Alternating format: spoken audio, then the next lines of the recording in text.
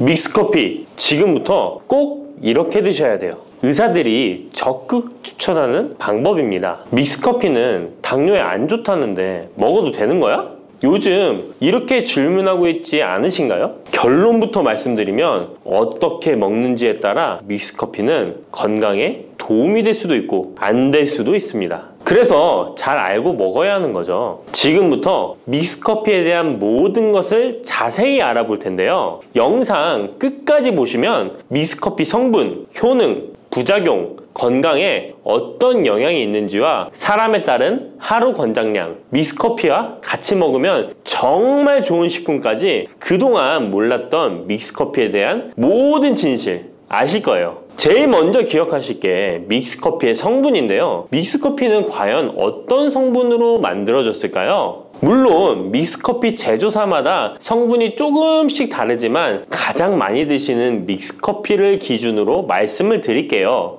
믹스커피 성분 첫 번째는 프림입니다. 프림의 원료는 코코넛의 속살인데요. 코코넛 과육에서 채취한 식물성 지방을 분말로 만들어서 믹스커피의 프림으로 사용하는 것입니다. 근데 이 프림이 지방이니까 몸에 안 좋고 콜레스테롤 수치를 높인다 하는 분들도 있고, 식물성 지방이라서 오히려 몸에 괜찮다 하는 분들도 있는데요. 어떤 게 맞는 걸까요? 정확히 말하자면 프림에 들어있는 지방은 코코넛에 추출한 식물성 지방이 맞긴 하지만 콜레스테롤을 대놓고 올리는 나쁜 포화지방이 맞습니다. 그런데 여기서 기억하셔야 할 것이 있는데요. 프림에 사용되는 주요 성분인 야자유는 중쇄지방산으로 일반적인 포화지방산과는 조금 다릅니다. 이 중쇄지방산은 일반적으로 체내에서 빠르게 흡수되어 에너지원으로 전환됩니다. 또한 일반적인 포화지방산과는 다르게 심혈관 건강에 악영향을 미치지 않고 소화에도 도움을 줄 수 있는 지방산이에요. 또한 믹스커피 프림에 들어있는 포화지방산은 그 양이 완전히 적다는 것입니다. 요플레 하나 정도에 들어가 있는 양이라고 할 수 있죠. 요플레는 건강을 위해 드시잖아요. 결국 믹스커피에는 몸에 안 좋은 포화지방산이 들어있지만 소량이라서 콜레스테롤 수치에 영향이 하루 한 잔 정도로는 매우 크게 좌지우지할 수 없다고 할 수 있습니다. 그리고 콜레스테롤에 대한 것도 잘 아셔야 하는데요. 우리가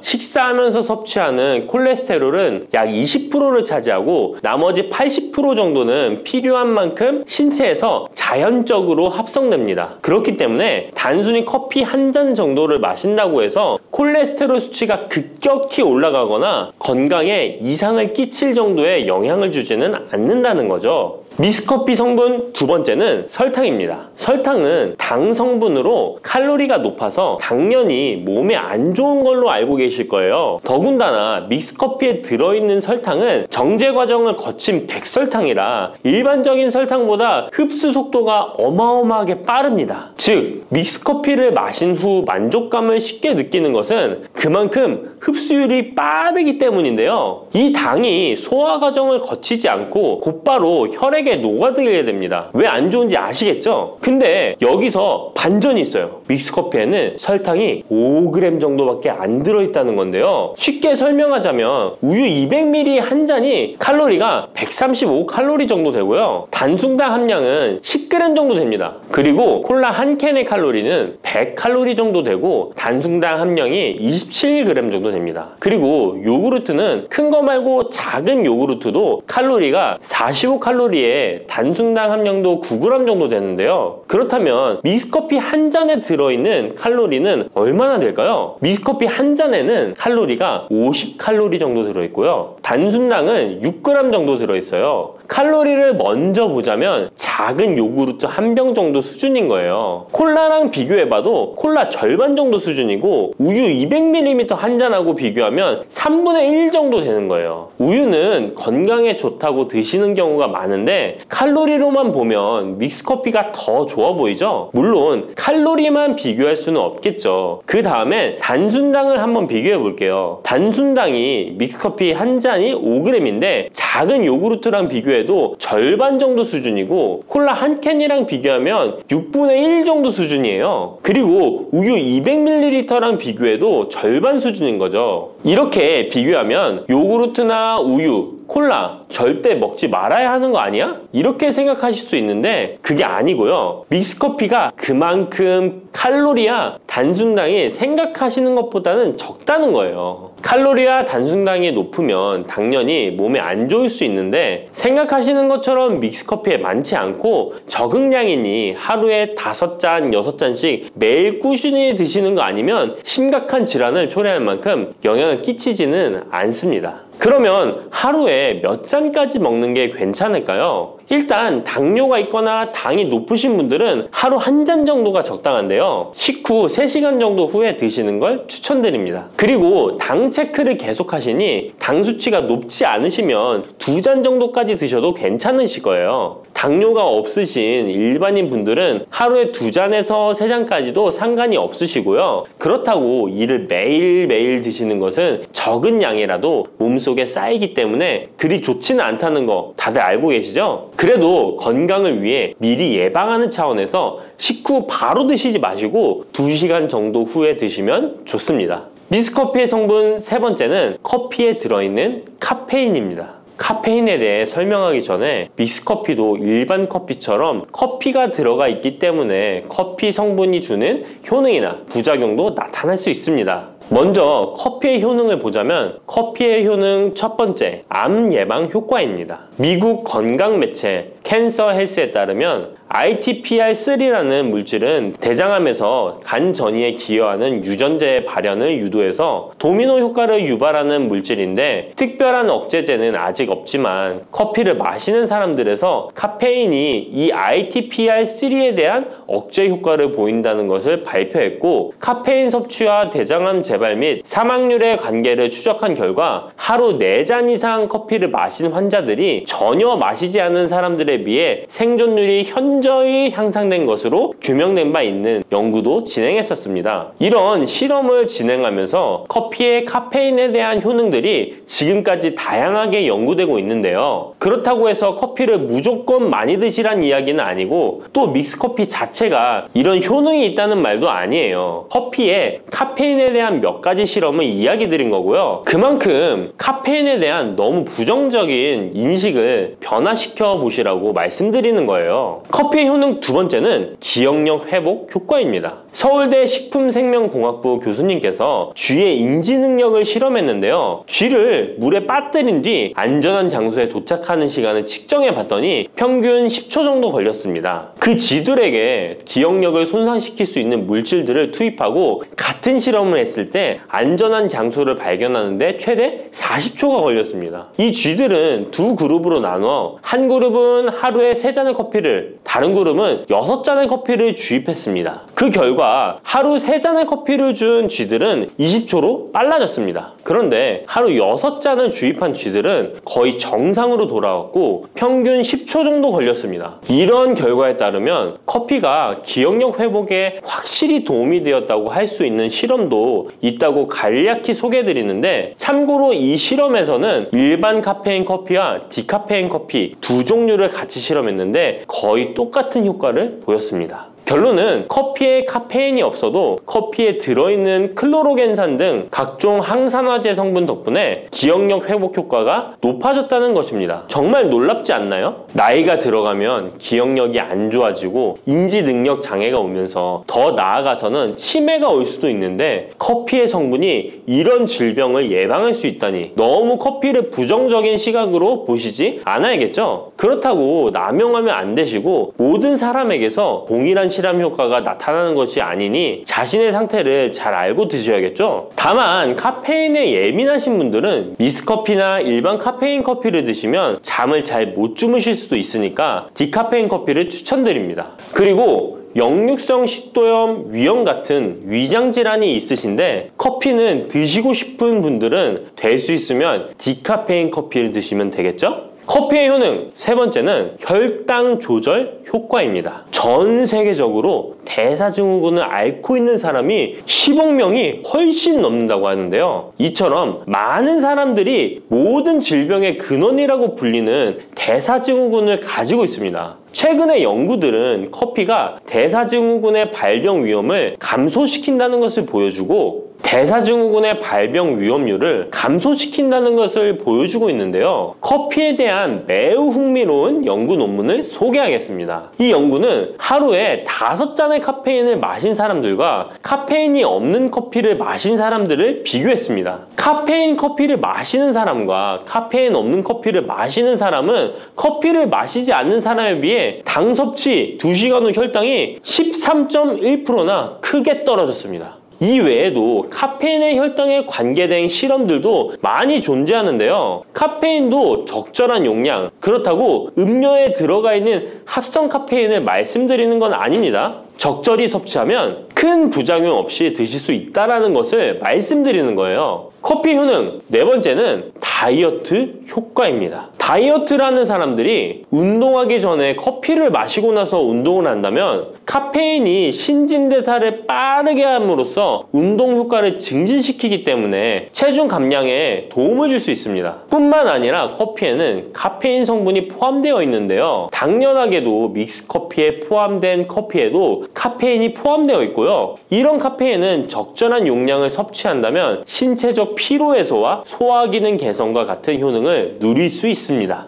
오전에 커피 한 잔을 마시면 화장실에 가고 싶어지는 것도 커피에 카페인 성분이 장 운동을 활발하게 해주는데 영향을 주기 때문입니다. 카페인 성분이 장 운동을 활발하게 해주는데 영향을 주기 때문입니다. 물론 이뇨작용도 활발히 해줘서 소변도 조금 더 많이 보게 되긴 합니다. 다시 돌아가서 믹스커피에 들어있는 세 번째 성분 카페인에 대해 알아볼게요. 믹스커피에 포함된 카페인 용량은 제품마다 차이가 있을 수 있어요. 하지만 평균적으로 60mg 가량의 카페인이 한 잔 용량의 믹스커피에 포함되어 있는데요. 이는 일반적인 아메리카노 대비 3분의 1 수준에 해당하는 수치입니다. 결과적으로 믹스커피의 카페인은 일반 아메리카노보다도 훨씬 적게 들어있는 거죠. 그렇다면 식약처에서 권고하는 카페인 1일 최대 섭취량은 얼마나 될까요? 일반 성인의 경우 카페인 최대 섭취량은 400mg 정도이고요. 어린이나 청소년은 체중 1kg당 2.5mg 이하, 임산부는 200mg 정도입니다. 그러나 임산부의 경우에는 카페인이 태아에 미치는 영향이 조금이라도 있으니 안 드시는 게 좋겠죠? 콜라 한 캔에 카페인이 보통 35mg 정도 들어있으니 믹스커피가 카페인 함량도 크지 않다는 걸 알 수 있습니다. 여기서 잠깐! 그렇다면 믹스커피와 같이 먹었을 때 효과를 극대화시킬 수 있는 식품이 있을까요? 커피와 같이 먹으면 좋은 음식, 첫 번째는 강황입니다. 노란 빛깔의 강황가루를 넣은 커피를 골든 라떼라고도 부르고 있습니다. 강황이 몸에 좋다는 사실이 알려지면서 이미 미국과 유럽 등 전 세계적으로 엄청난 인기를 끌고 있는 새로운 종류의 커피 중 하나인데요. 강황에 함유된 커큐민 성분에는 강력한 항염 효과를 지니고 있어서 체내의 염증 유발 물질을 억제하며 암세포가 발생하고 증식되는 위험을 낮춰줍니다. 또한 우울증을 완화하는 데도 도움이 되며 기억력을 개선하고 치매를 예방하는 등의 다양한 효능을 가지고 있습니다. 강황 커피는 커피 한 컵에 강황 한 티스푼을 넣어 마시면 좋은데요. 강황 속의 커큐민은 우리 몸에 굉장히 흡수되기 어려운 성질을 가지고 있습니다. 그래서 세계적으로 유명한 원료 기업들은 각 기업마다의 커큐민 흡수율을 높인 특허 원료를 만들어내곤 하는데 간단하게 흡수율을 높일 수 있는 방법이 있습니다. 바로 후추입니다. 미국 텍사스 주립대학에서 실시한 연구 결과 강황의 커큐민은 후추의 페페린과 만나면 흡수율이 2000%까지 높아지는 것으로 나타났습니다. 강황 커피에 후추를 아주 살짝 넣어 드시면 건강 개선 효능을 높일 수 있으며 만약 향이 강하다고 느껴지신다면 우유를 조금만 넣어 드셔도 아주 좋습니다. 믹스커피와 같이 먹으면 좋은 음식 두 번째는 계피입니다. 커피에 계피를 넣으면 아주 향긋한 커피를 즐길 수 있어요. 후추와 정향에 이어 세계 3대 향신료 중 하나인 계피는 이미 수천 년 동안 약재로 사용되어 왔으며 여러 연구를 통해 계피의 다양한 효능이 입증되어 왔습니다.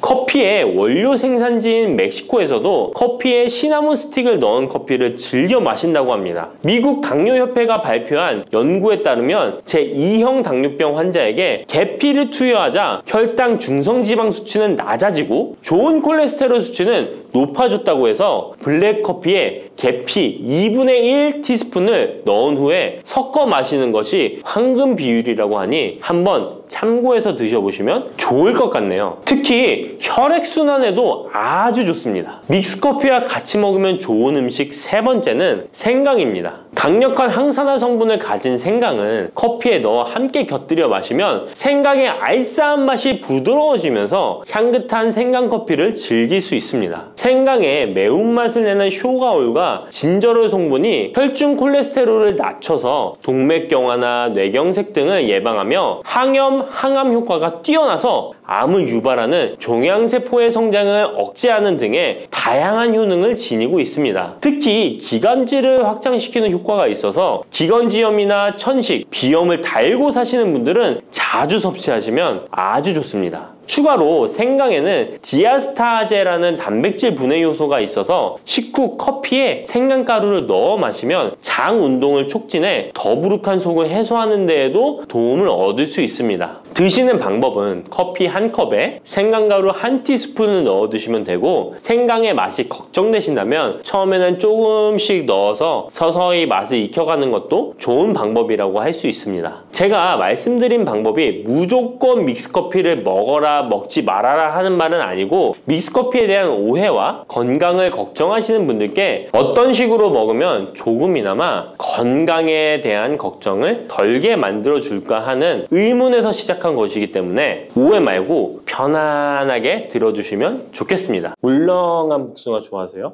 아니면 딱딱한 복숭아 좋아하세요? 사람들마다 본인이 좋아하는 복숭아의 종류가 따로 있죠. 백도, 황도, 천도, 요즘엔 신비 복숭아라는 것도 인기가 참 많은 것 같습니다. 냉장고에 뒀다 먹으면 달콤하고 부드럽고 향긋한 복숭아는 참 맛이 좋은데요. 여름철 대표 과일 중 하나인 복숭아도 함께 먹으면 의사들도 놀랄 만큼 몸에 좋은 음식도 있고, 또 복숭아도 잘못 드시면 우리 몸에 독이 될 수도 있습니다. 달콤한 과일인 복숭아는 당뇨 있는 분들이 꺼려하는 과일 중에 하나이기도 하는데요. 이 복숭아도 올바로 알고 드시면 당뇨가 있는 분들에게도 보약이 될 수 있습니다. 지금부터 복숭아와 함께 먹으면 보약이 되는 음식, 그리고 복숭아 드실 때 주의할 점과 복숭아의 효능까지 모든 것 알려드릴게요. 여름 과일의 여왕이라는 별명을 가진 복숭아는 더운 날씨에 다양한 영양소와 수분이 많아서 피로 해소와 식욕 증진에 도움을 줄 수 있습니다. 특히 복숭아에는 우리 몸에 흡수가 빠른 각종 당류와 수분, 비타민, 구연산 무기질 등이 풍부하게 함유되어 있어 더위에 지친 몸에 활력을 불어넣어주며, 수용성 식이섬유인 펙틴과 폴리페놀의 함량도 높아서 혈관 건강에도 좋은데요. 펙틴은 혈중 콜레스테롤 수치를 낮추는 데 도움을 주기 때문에 각종 심혈관 질환 예방에 도움이 됩니다. 또한 복숭아에 함유된 칼륨 성분은 나트륨 배출을 촉진하고 혈압을 낮추는 데 도움을 주기 때문에 고혈압, 동맥경화 등을 예방하는 데 도움이 됩니다. 풍부한 식이섬유는 장 건강에 좋은 역할을 주는데요. 소화를 촉진하고 배변의 양을 늘려 규칙적인 배변 활동에 도움을 주기 때문에 변비뿐만 아니라 장 건강 증진에도 도움이 됩니다. 특히 수용성 식이섬유는 장내 유익항균의 먹이가 되어 장내 환경을 개선하는 데 도움을 주어 장 건강과 면역력 증진에도 놀라운 효능을 발휘합니다. 또한 수용성 식이섬유는 위염, 위궤양을 예방하기도 합니다. 복숭아의 달콤함 때문에 당뇨가 있는 분들은 복숭아 먹기가 꺼려지시잖아요. 이제부터는 걱정 말고 드실 수 있을 거예요. 우선 복숭아는 달콤한 맛에 비해 혈당 지수와 혈당 부하 지수가 낮다는 사실 모르셨죠? 복숭아의 혈당 지수는 30에서 50 정도로 낮은 편입니다. 그리고 복숭아 100g, 복숭아 반쪽 정도를 먹었을 때 혈당 부하 지수는 3에서 5 정도로 낮답니다. 그렇기 때문에 당뇨가 있는 분들도 단단한 복숭아를 적당량 먹는다면 혈당에 큰 부담을 주지 않습니다. 게다가 복숭아는 다양한 항산화 성분이 풍부해서 당뇨 관리와 합병증 예방에도 도움이 됩니다. 특히 폴리페놀 성분은 인슐린 저항성을 개선하고 혈당 조절에 도움을 줍니다. 복숭아의 당뇨에 대한 효과는 연구 결과로도 입증되었는데요. 대한영양사협회에서 발표한 연구에 따르면 제2형 당뇨병 환자들이 12주 동안 하루에 200g 복숭아를 섭취했을 때 공복 혈당과 당하혈색소 수치가 감소했다고 밝히고 있습니다. 이 연구 결과는 복숭아가 당뇨 관리에 실질적인 도움이 된다는 걸 보여주고 있습니다. 다만 모든 복숭아가 당뇨에 좋은 건 아닙니다. 물렁한 복숭아는 좋지 않습니다. 조직이 단단해요. 체내에 소화되고 흡수되는 속도가 느린 딱딱한 복숭아를 드시는 것이 좋습니다. 단단한 복숭아를 드실 때 혈당이 급격하게 오르는 것을 막아줄 수 있습니다. 반면에 너무 물렁하고 당도가 높아 보이는 복숭아는 위험할 수 있습니다. 이런 물렁한 복숭아는 부드럽고 금방 소화되기 때문에 혈당을 급격하게 치솟게 만들 수 있습니다. 당뇨 환자의 혈당 관리에는 정말 치명적일 수 있어요. 혹시 복숭아 껍질을 함께 드시나요? 아니면 껍질은 버리고 부드러운 과육만 드시나요? 사실 복숭아 껍질에는 과육보다 무려 5배나 많은 식이섬유가 들어있습니다. 이 식이섬유는 당뇨 관리에 정말 중요한 성분입니다. 식이섬유가 풍부한 식품은 혈당 상승을 억제하고 인슐린 감성을 높여준답니다. 그래서 당뇨가 있는 분들은 복숭아를 껍질째 드시는 것이 좋습니다.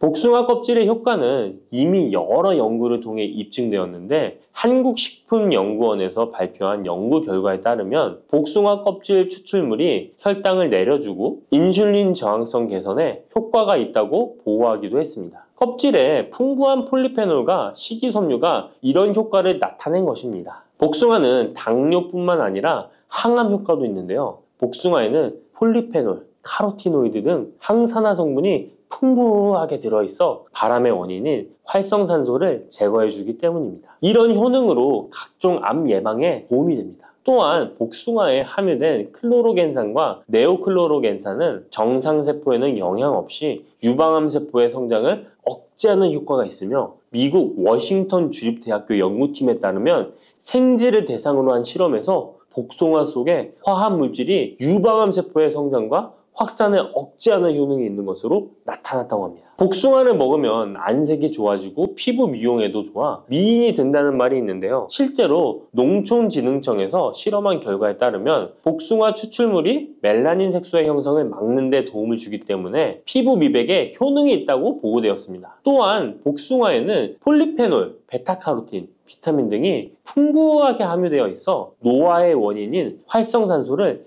제거해주어 노화 방지에 도움이 된답니다. 복숭아는 수분의 함량이 높아 여름철 지친 피부에 수분 공급을 도와 피부의 활력을 높이는 데에도 탁월한 효능을 발휘합니다. 또한 복숭아는 신경을 안정시켜 주는데 도움이 됩니다. 성분이 들어있어 불면증, 불안감 등을 줄여주고 풍부한 마그네슘은 스트레스와 불안 해소를 돕고 과도한 흥분으로부터 신경계를 진정시켜주는 효과가 있습니다. 복숭아에 들어있는 구연산, 아스파라긴산, 글루타민 등은 스트레스를 줄이는 데 도움을 주기 때문에 잠자리에 들기 전 복숭아를 먹으면 여름철 불면증 해소에도 도움이 됩니다. 이렇게 좋은 복숭아도 함께 먹으면 시너지가 폭발해 보약이 되는 음식들이 있습니다. 아몬드, 호두와 같은 견과류에는 불포화 지방산이 매우 풍부합니다. 이 불포화 지방산이 인슐린 감수성을 높이고 혈당을 안정시켜 주는데 여기에 복숭아의 폴리페놀이 더해지면 혈당 조절 효과는 높아지게 됩니다. 달콤한 복숭아와 고소한 견과류를 함께 드시면 당뇨 예방과 당뇨 관리에 최고인 것이죠. 그리고 많은 분들이 요거트에는 유산균이 풍부해 장 건강에 도움이 된다는 걸 알고 계실 거예요. 여기에도 복숭아를 함께 드시면 그 효과가 2배로 늘어나는데요. 복숭아에 들어있는 폴리페놀이 유산균의 활성을 높여주는데요. 이렇게 되면 장내 환경이 좋아져 인슐린 저항성도 개선되고 혈당 조절도 쉬워집니다. 계피는 인슐린 저항성을 개선하는 것으로 잘 알려져 있습니다.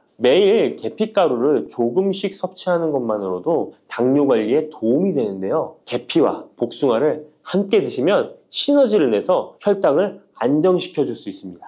이렇게 몸에 좋을 것만 같은 복숭아도 드실 때 주의하셔야 할 것들이 있습니다. 언제, 어디서든 먹기 좋은 복숭아, 통조림 잘 알고 계시죠? 복숭아 통조림을 절대 드시면 안 됩니다. 통조림 복숭아에는 설탕의 함량이 매우 높기 때문입니다. 많은 설탕이 들어가 있을 뿐만 아니라 복숭아 자체도 물렁물렁하여 드시게 되면 혈당이 급격히 올라가게 됩니다. 당뇨 환자에겐 치명적일 수 있을 뿐만 아니라 건강한 사람도 자주 드시게 되면 췌장이 망가지고 각종 심혈관 질환의 위험이 높아질 수 있습니다. 게다가 통조림 가공 과정에서 영양소 손실도 많이 일어나게 되는데요. 비타민 C와 폴리페놀 같은 중요한 영양소가 파괴될 수 있습니다. 이렇게 되면 당뇨 관리에 도움되는 성분뿐 아니라 건강에 좋은 여러 영양 성분이 사라져 그냥 단맛 나는 젤리? 비슷한 음식을 먹는 것과 마찬가지가 되는 것입니다. 그러니 통조림 말고 반드시 싱싱한 복숭아를 드시기 바랍니다.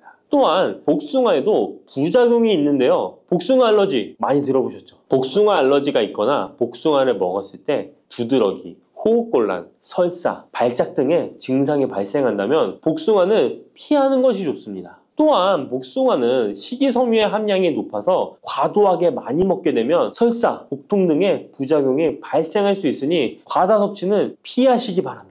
지방 함량이 높은 음식과 함께 섭취하면 복숭아의 유기산이 지방 분해를 막아 배탈을 유발할 수 있습니다. 복숭아 씨앗에는 아미그달린 성분이 많이 들어있기 때문에 과다 섭취 시 사이안 화물 중독에 의해 구토나 간 손상, 호흡곤란, 동공 확장, 현기증 등의 부작용이 발생할 수 있으니 복숭아 씨앗 섭취는 절대 하시면 안 됩니다. 복숭아 보관은 어디에? 어떻게 하시나요? 냉장고 아니면 상온에 보관하실 텐데요. 일단 복숭아는 구입한 당일이나 다음날 바로 드시는 것이 좋습니다. 상온에서 2에서 3일 정도 보관했다가 드시면 맛이 가장 좋습니다. 그런데 구매한 양이 많아 전부 못 드시게 되면 냉장 보관하시기 바랍니다. 냉장 온도는 5도 정도의 온도로 유지해 주는 것이 좋습니다. 너무 차갑게 하시면 단맛이 떨어질 수 있으니 추천드리지 않습니다. 그러면 냉장 보관한 복숭아는 바로 꺼내 먹어도 될까요? 시원해서 좋을 수 있지만 먹기 1시간 전에 꼭 상온에 꺼내 두었다가 드시는 것을 추천드립니다. 8도에서 13도 사이가 복숭아가 가장 맛있는 온도입니다. 상온에 잠시 두면 냉장고의 차가운 온도가 풀리면서 복숭아의 달콤함이 살아납니다. 블루베리는 세계 10대 건강식품에 들어갈 만큼 우리 몸을 건강하게 하는 데 도움이 되는 과일입니다. 최근 10년간 소비량이 가장 많이 늘어난 과일이기도 한데요. 특히 50대 이상에서 급속도로 섭취량이 늘어나고 있습니다. 이렇게 섭취량이 급속도로 올라가고 있는 이유는 블루베리가 먹기에도 편하고 건강에도 좋다고 알려져 있기 때문인데요. 냉동 블루베리의 판매량도 함께 증가하고 있습니다. 냉동 블루베리를 씻지 않고 그냥 드시는 분들이 많아지고 있는데요. 누구는 그냥 먹어도 된다. 어떤 사람은 반드시 씻어서 먹어야 된다. 의견이 분분합니다. 영상을 통해서 블루베리를 먹는 방법과 블루베리의 효능, 함께 먹으면 안 되는 음식과 함께 먹으면 좋은 음식까지 블루베리에 대한 모든 것 알려드리겠습니다. 먼저 냉동 블루베리 씻어야 되느냐 그냥 먹어도 되느냐 완벽하게 정리해드리겠습니다. 결론부터 말하자면 씻어서 드시는 것이 안전하다입니다. 먼저 냉동 블루베리를 구입하셨다면 식품의 유형을 확인하시기 바랍니다. 식품의 유형에 과체 가공품이라고 적혀 있다면 씻어서 냉동한 블루베리이기 때문에 그냥 드셔도 되긴 합니다. 그런데 식품 유형에 농산물이라고 표기되어 있다면 이것은 씻지 않고 냉동되어 유통된 블루베리이기 때문에 반드시 씻어서 드시는 것이 좋습니다. 그런데 간혹 식품의 유형이 표기되어 있지 않은 제품들도 있는데요. 이런 제품도 씻어서 드시는 게 좋겠죠? 2022년 한국소비자연맹에서 현재 시중에서 판매되고 있는 냉동과일, 블루베리, 망고, 딸기 등의 제품을 선정하여 안정성 평가를 했는데요. 과체 가공품 같은 세척과일 제품에서 미생물, 잔류농약, 곰팡이, 독소 등의 검사에서 규격 기준에는 적합하긴 했지만 미생물과 잔류농약이 검출된 제품들도 있었습니다. 이 자료를 바탕으로 한다면 냉동 블루베리 제품도 이미 씻어서 유통이 되고 있다고 할지라도 한번 씻어서 드시는 것이 좋겠습니다. 블루베리를 씻는 방법은 흐르는 물에 30초 정도만 씻어주면 되는데요. 깨끗이 씻는다고 블루베리를 물에 오래 담가두거나 흐르는 물에서도 오래 씻으면 안 됩니다.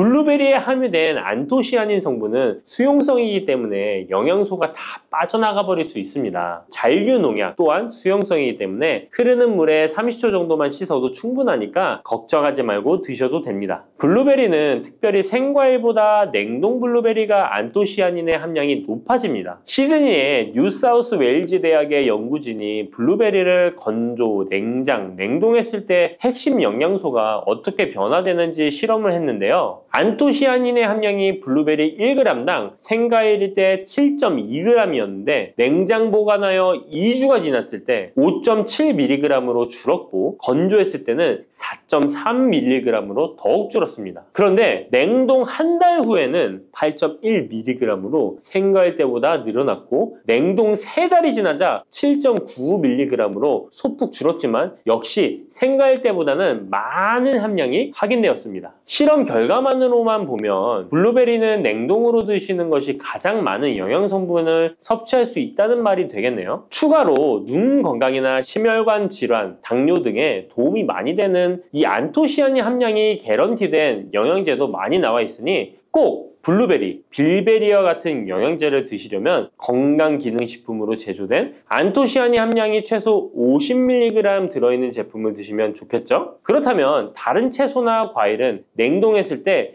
핵심 영양소의 함량이 어떻게 될까요? 영양소에 따라 보존력이 강한 것도 있고 약한 것도 있는데요. 딸기의 한 종류인 라즈베리는 폴리페놀이 핵심 영양소인데요. 생과일 때보다 냉동일 때 킬로그램당 폴리페놀의 함량이 100mg 정도 상승하는 것으로 나타났습니다. 당근의 경우에는 핵심 영양소가 베타카로틴인데요. 냉동 보관했을 때 3개월이 지나면 베타카로틴의 함량이 현저히 감소하는 것으로 확인되었습니다. 이렇듯 냉동 채소, 냉동 과일은 핵심 영양 성분에 따라 함량이 높아질 수도 있고 낮아질 수도 있습니다. 냉동 블루베리를 구입하셔서 보관할 때는 주의할 사항이 있습니다. 판매되는 냉동 블루베리는 대량으로 포장되어 있는데요. 한 번에 드실 수 없는 양이죠. 냉동 블루베리는 해동해서 드시게 되면 녹으면서 안토시아닌까지 함께 녹아 나오기 때문에 냉동실에서 꺼내 바로 드시는 것이 좋습니다. 혹시나 해동이 되었다면 다시 냉동하시면 안 됩니다. 해동이 되면서 미생물이 증식을 하게 되며 그 상태로 냉동을 하면 미생물까지 함께 냉동이 되고 그것을 드시게 되면 복통, 설사를 유발할 수 있습니다. 자, 이제 블루베리의 효능에 대해 알아보겠습니다. 블루베리의 핵심 영양소인 안토시아닌은 폴리페놀의 일종으로 식물에 많이 함유된 청자색을 띠는 성분인데요.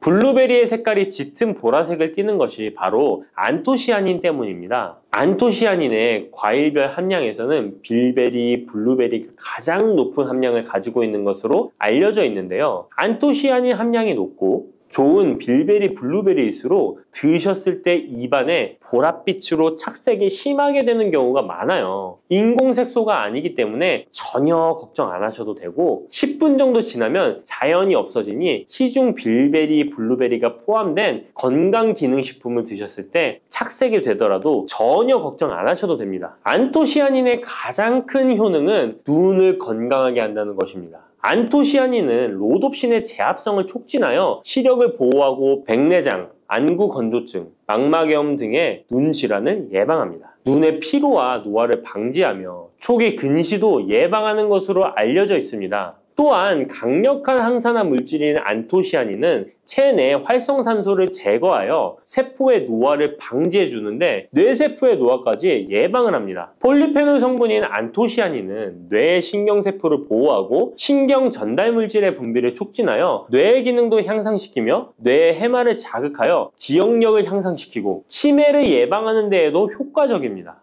테로스틸벤 성분이 뇌의 신경 전달 물질인 도파민과 노르에피네프린의 분비를 촉진하여 집중력을 향상시키는 데에도 도움을 주는 것으로 알려져 있습니다. 간단히 말하자면 블루베리를 꾸준히 섭취하시면 기억력, 집중력을 향상시키고 치매를 예방하는 데에도 조금이나마 도움을 줄 수 있다는 것이에요. 또한 활성산소를 제거하는 안토시아닌은 피부 미용에도 좋은 효능을 발휘하는데요. 피부 노화를 방지할 뿐만 아니라 염증을 제거하고 억제하는 효과도 있어서 여드름, 피부를 개선하는 데에도 도움이 됩니다. 또한 비타민과 미네랄이 풍부하여 피부를 건강하게 유지하고 풍부한 안토시아닌과 비타민 C는 피부의 수분을 유지하는 데 도움을 주어 주름을 예방하고 피부톤을 밝게 하는 데에도 도움을 줍니다. 그리고 풍부한 식이섬유는 장의 운동을 촉진시켜주고 장 내의 노폐물을 흡착하고 배출시켜 피부 트러블을 개선하는 효과도 있습니다.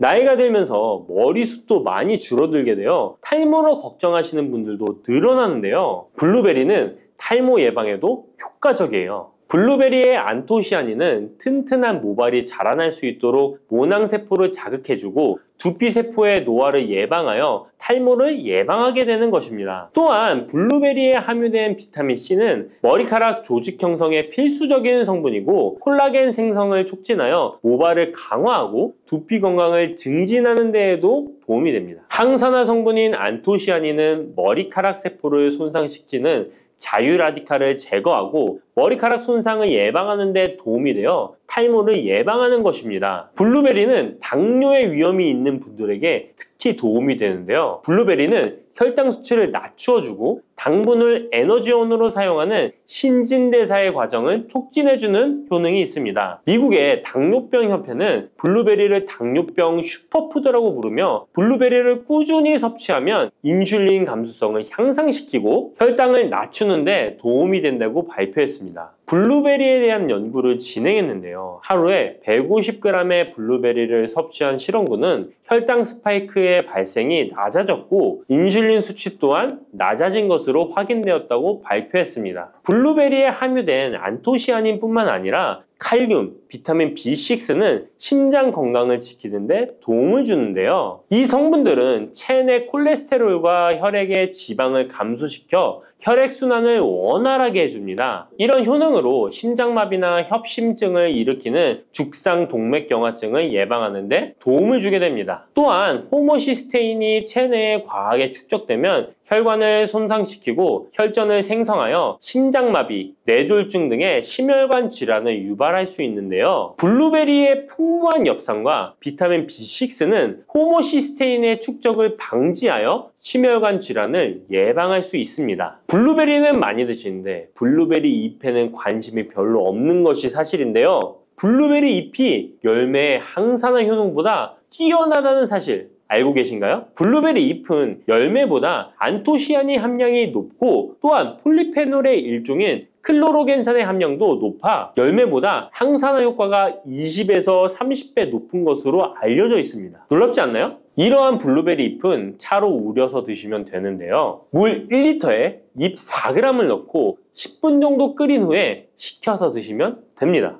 블루베리가 새콤달콤한 맛이 난다면 블루베리 잎차는 구수한 맛이 나는 것이 특징입니다. 이렇게 좋은 블루베리도 함께 먹으면 안 되는 음식이 있는데요. 바로 우유입니다. 깜짝 놀라지 않으셨나요? 보통 냉동 블루베리를 우유와 함께 믹서기에 갈아서 주스로 많이 드시는데요. 이렇게 되면 블루베리의 영양소가 파괴됩니다. 국제의학 바이오 저널의 연구에 따르면 블루베리의 폴리페놀 성분과 우유 단백질의 친화성 때문에 블루베리와 우유를 함께 먹게 되면 블루베리의 항산화 성분이 대부분 파괴된다고 발표했습니다. 그리고 우유에 함유된 칼슘은 블루베리의 안토시아닌과 만나면 칼레이드화 되는데요. 이것은 둘이 결합하여 덩어리를 만든다는 것입니다. 이렇게 덩어리가 된 물질은 불용성 침전물로서 체내에서 녹거나 흡수되지 않고 몸 밖으로 배출되게 됩니다. 이 과정에서 체내에 머물며 소화되지 않기 때문에 위와 장에 큰 부담을 주게 됩니다. 이 때문에 블루베리와 우유를 자주 섭취하시거나 위와 장이 약하신 분들이 드실 경우 위장에 염증을 유발할 위험이 있습니다. 특히 신체 기능이 많이 떨어져 있는 나이가 많으신 분들이 이렇게 드시면 위장에 안 좋을 수 있으니 주의하시기 바랍니다. 블루베리 주스를 만들어 드실 때는 우유 대신 오트밀이나 물을 첨가하여 드시는 것이 좋겠습니다. 우유가 블루베리와 맞지 않는다고 해서 요거트도 맞지 않는 것은 아닙니다. 요거트는 발효 과정을 거쳐 단백질이 쉽게 분해되기 때문에 항산화 성분의 흡수율을 높여줍니다. 요거트에 냉동 블루베리를 얹어서 먹는 것은 좋은 블루베리를 먹는 방법이 되겠습니다. 블루베리를 드실 때 주의하셔야 할 분들도 있습니다. 블루베리에는 살리살신이라는 성분이 있는데 이것 때문에 알레르기 반응을 일으키는 분들이 있습니다. 블루베리를 드시면 입술이 붓거나 간지러운 증상이 나타나고 복통과 설사의 증상이 나타난다면 즉시 블루베리 섭취를 중단하셔야 합니다. 그리고 블루베리에는 혈액을 묽게 만드는 비타민 K가 풍부하게 함유되어 있는데요. 심장질환이나 뇌혈관 질환 등으로 이미 아스피린과 같은 혈전 용해제를 복용하고 계신 분들이 블루베리를 과잉 섭취하게 되면 문제가 발생할 수 있으니 섭취를 주의하셔야 합니다. 또한 사람에 따라서 블루베리가 일시적으로 혈당을 낮추는 효과가 있기 때문에 당뇨가 있는 분들이 블루베리를 과잉 섭취할 경우에 저혈당 증세도 나타날 수 있습니다. 어떤 음식이든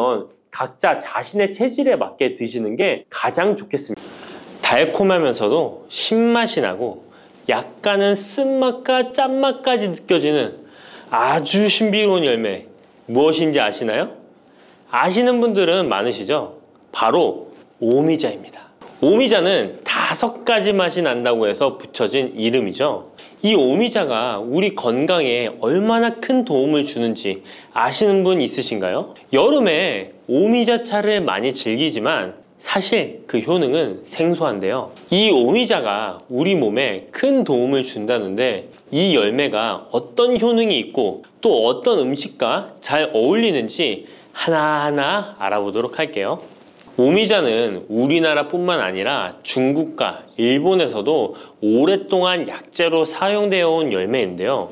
이름에서 알 수 있듯이 신맛, 단맛, 쓴맛, 짠맛, 매운맛 이렇게 5가지 맛이 난다고 해서 오미자라고 불린답니다. 주로 산속 깊은 곳에서 자라는 동굴식물의 열매로 늦여름에서 초가을 사이에 수확을 하죠. 오미자의 많은 효능 중에 가장 유명한 건 기관지에 좋다는 건데요. 오미자가 어떻게 우리의 기관지를 보호하는지 바로 알려드릴게요. 요즘 미세먼지나 환절기, 건조한 날씨 때문에 기관지가 불편한 분들 많으시죠? 기침이 자주 나고 목이 따갑거나 가래가 끓는 느낌이 드신다면 기관지가 약해져 있을 가능성이 큰데요. 이럴 때 오미자가 효과가 좋다는 거 알고 있으신가요? 오미자에는 휘잔드린과 고미신이라는 성분이 풍부하게 들어있는데요. 휘잔드린은 주로 기침 억제와 거담 작용을 통해 기관지 건강에 도움을 줄 수 있는 성분입니다.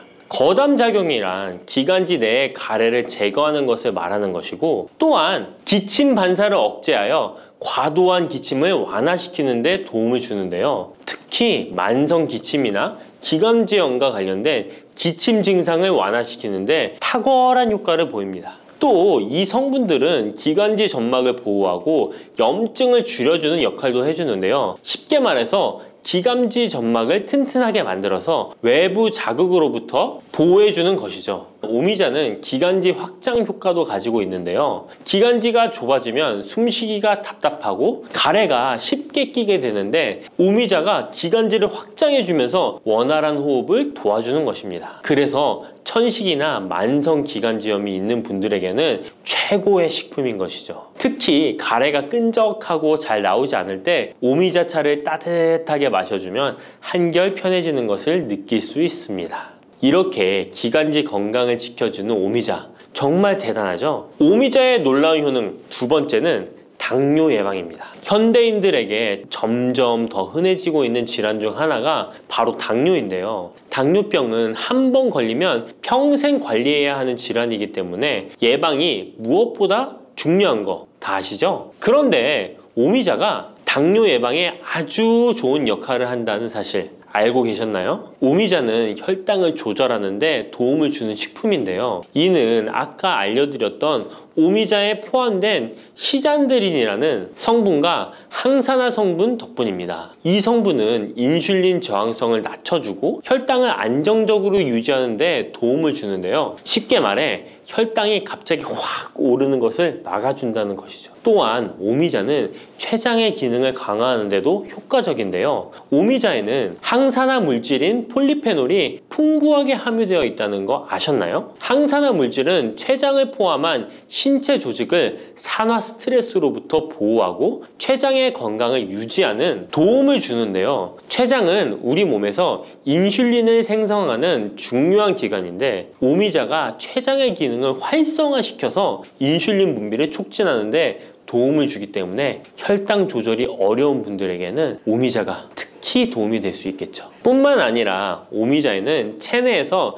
혈당이 과도하게 상승하는 것을 방지하는 역할도 하는데요. 식사 후 혈당이 급격하게 오르는 것을 막아주고 당이 천천히 흡수되도록 도와줍니다. 그래서 평소 혈당이 높거나 당뇨가 걱정되시는 분들은 오미자를 꾸준히 섭취해 보시면 많은 도움이 될 수 있습니다. 오미자의 놀라운 건강 효과 세 번째는 콩팥 건강에 도움을 주는 겁니다. 오미자가 신장 건강에 좋다니 참 놀랐죠? 콩팥, 즉 신장은 우리 몸에 노폐물을 걸러내고 체내 수분을 조절하는 중요한 역할을 하는데요. 그런데 나이가 들면서 신장 기능이 약해지는 경우가 많고 특히 당뇨나 고혈압을 앓고 계신 분들은 신장 건강을 더욱 신경 써야 하는 거 다 아시죠? 이때 도움을 줄 수 있는 것이 바로 오미자인데요. 오미자는 신장의 기능을 보호하고 강화하는데 도움을 주는 약재로 오래전부터 사용되어 왔습니다. 한방에서도 신장 기능이 약해져서 몸이 자주 붓거나 소변을 자주 보게 되는 증상에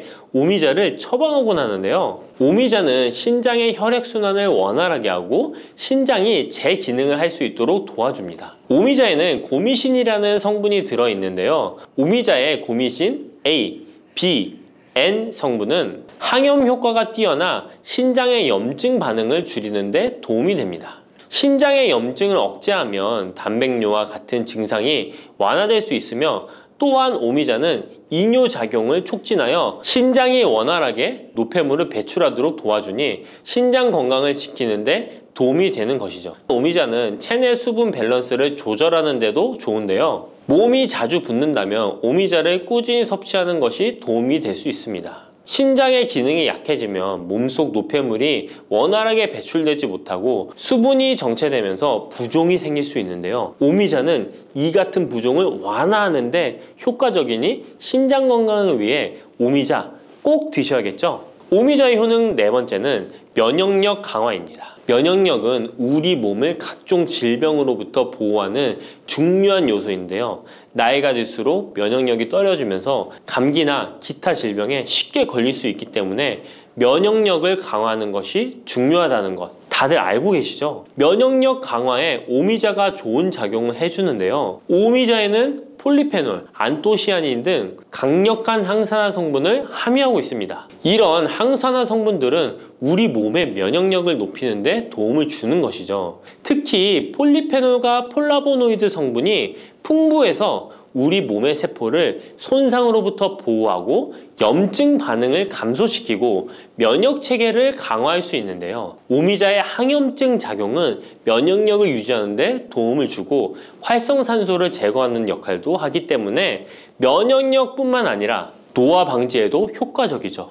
또한 오미자는 우리 몸의 백혈구 수치를 증가시키는데 도움을 줄 수 있다는 것 아셨나요? 백혈구는 외부에서 침입하는 바이러스나 박테리아를 공격하는 역할을 하는 중요한 세포인데 오미자를 섭취하면 백혈구의 활동이 활발해지면서 감염 예방에 도움을 받을 수 있습니다. 오미자의 놀라운 건강효과 다섯 번째는 피로 회복입니다. 우리 몸이 피곤할 때 단순히 잠을 많이 잔다고 해서 피로가 쉽게 풀리지 않을 때가 있지 않으신가요? 특히 중년과 노년층이 되면 피로가 쉽게 쌓이고 회복이 더뎌지는 경우가 많은데요. 자도 피로가 풀리지 않고 개운하지 않을 때가 있죠. 이럴 때 도움이 되는 것이 바로 오미자입니다. 오미자는 피로 회복에 도움을 주는데요. 오미자가 철분을 함유하고 있다는 것 아셨나요? 철분은 적혈구의 헤모글로빈 생성에 중요한 역할을 하는데요. 철분이 충분하면 혈액 내의 산소 운반 능력이 향상되어 혈액순환이 원활해질 수 있습니다. 혈액순환이 원활해지면 우리 몸 구석구석에 산소와 영양분이 잘 전달이 되기 때문에 피로가 덜 쌓이게 되고 특히 오미자는 간 기능을 보호하는 효과도 있어 피로로 인해 몸이 무거운 분들에게 더욱 유익한 식품이죠. 또 오미자에는 고미신이라는 성분이 들어있는데요. 이 성분들은 아까 알려드렸던 콩팥 건강에 유익한 작용을 할 뿐만 아니라 간 기능 활성화를 시키고 피로 물질을 빠르게 분해하는 역할을 한다고 알려져 있습니다. 간은 우리 몸의 해독작용을 담당하는 중요한 기관인데 오미자가 간의 기능을 도와주면서 피로 회복에도 큰 도움을 주는 것입니다. 또 오미자는 스트레스를 줄여주는 효과도 있는데요. 스트레스가 많으면 피로가 쉽게 쌓이게 되는데 오미자가 신경을 안정시키는 작용을 해서 긴장을 풀어주고 피로를 완화하는 작용을 해주는 것이죠. 그러니 스트레스와 피로가 누적되어 힘든 날에는 오미자차 한 잔을 마시는 것도 좋은 방법이겠죠. 이렇게 여러 가지 건강에 이점이 있는 오미자를 드실 때 생으로 드시는 분들은 잘 없으실 텐데요. 어떤 방법으로 섭취해야 몸에 200% 이득이 되는지 오미자 섭취 방법 바로 알려드릴게요. 오미자를 가장 쉽게 섭취하는 방법은 찬물에 우려 마시는 건데요. 오미자를 뜨거운 물에 넣고 끓이면 끓일수록 꿀이나 스테비아를 넣어서 맛을 조절하면 됩니다. 따뜻한 오미자차도 좋지만 냉침으로 천천히 우려내면 색도 더욱 예쁘고 맛도 깔끔한데요. 여름철에는 시원하게 즐길 수 있어서 더욱 좋은 오미자차, 여름철에는 시원하게 즐길 수 있어서 더욱 좋은 오미자 냉침차 만드는 방법 알려드릴게요. 준비 재료는 간단한데요. 말린 오미자 30g, 물 500ml, 꿀 또는 레몬입니다. 만드는 방법은 말린 오미자는 한번 가볍게 헹군 거 불순물을 제거해 준 뒤에 깨끗한 물 500ml에 오미자를 넣고 냉장고에 12시간 이상 우려주는 건데요. 참 쉽죠? 시간이 지나면 붉은 빛을 띠면서 오미자 특유의 새콤달콤한 맛이 우러나오는데요. 원하는 농도에 따라 더 오래 우려내도 좋습니다. 여기에 단맛이 필요하면 꿀을 넣고 상큼한 맛을 더하고 싶다면 레몬을 띄워보세요. 맛이 한층 더 업그레이드 된답니다. 이렇게 만든 오미자 냉침차는 여름철에 얼음을 넣어 마시면 더운 날씨에 지친 몸을 개운하게 해주니까 여름철 한번 만들어 보세요. 오미자는 강한 신맛이 있어서 단맛이 나는 음식과 잘 어울리는데요. 요구르트와 함께 먹으면 더욱 맛있고 건강하게 즐길 수 있습니다. 상콤하고 달콤하면서도 건강에 좋은 오미자 요구르트 만드는 방법 알려드릴게요. 준비 재료는 간단한데요. 말린 오미자 10g, 물 150ml, 플레인 요구르트 1컵, 꿀 또는 올리고당 하나에서 2큰술입니다. 만드는 방법은 먼저 말린 오미자를 물 150ml에 넣고 냉장고에 12시간 이상 충분히 우려주세요. 이때 뜨거운 물이 아니라 찬물에 우려야 영양성분이 더 잘 추출됩니다. 이렇게 냉침으로 우려낸 오미자는 체에 걸러 즙만 따로 준비해주세요. 플레인 요구르트 1컵에 오미자 냉침 액기스를 넣고 잘 섞어줍니다. 신맛이 강하다면 꿀이나 올리고당을 하나에서 2큰술 넣어 맛을 조절해 주세요. 이렇게 하면 새콤달콤한 오미자 요구르트가 완성됩니다. 아침에 가볍게 먹거나 간식으로 챙겨 드시면 장 건강에도 도움이 되고 피로 회복에도 좋으니 꼭 해 드셔보세요. 세 번째로 소개해 드릴 것은 오미자청인데요. 오미자청은 오랫동안 보관할 수 있어서 언제든지 쉽게 차로 만들어 마실 수 있습니다. 또한 청을 이용해서 다양한 음식에도 활용이 가능한데요. 오미자청 만드는 방법도 알려드릴게요. 준비 재료는 말린 오미자차 400g 혹은 냉 오미자 500g, 설탕 또는 비정제 설탕 500g 또는 꿀 400g, 유리병입니다. 만드는 방법은 말린 오미자일 경우 오미자를 깨끗이 씻은 후에 물에 30분 정도 불려준 뒤 체에 받쳐 물기를 제거한 후에 유리병에 오미자를 담아주세요. 생 오미자는 잘 세척 후 바로 유리병에 담아주세요. 오미자와 설탕 또는 꿀을 넣어 충분히 잘 섞어줍니다. 그 다음 뚜껑을 닫고 상온에서 2에서 3일 정도 숙성시킨 후 냉장고에서 2주 이상 보관하면 오미자청이 완성됩니다. 오미자청은 물에 타서 차로 마셔도 좋고 탄산수에 넣어 에이드처럼 즐겨 마셔도 맛있는데요. 또한 오미자청과 레몬즙을 활용해서 샐러드 드레싱으로도 활용할 수 있습니다. 만드는 방법도 어렵지 않고 활용 방법도 많으니 한번 집에서 해보시는 것도 좋겠죠? 몸에 좋은 오미자차도 과하게 드시면 안 좋은데요. 오미자는 혈압을 상승시킬 수 있는 성분을 소량이지만 함유하고 있기 때문에 고혈압을 걱정하는 분들이라면 다량으로 섭취하는 것은 피하셔야 하는데요. 특히 혈압 약물이나 혈액 응고 약물을 복용 중인 분들은 오미자를 다량으로 드시게 되면 약효에 영향을 줄 수 있기 때문에 적당량 드시는 것이 좋겠습니다.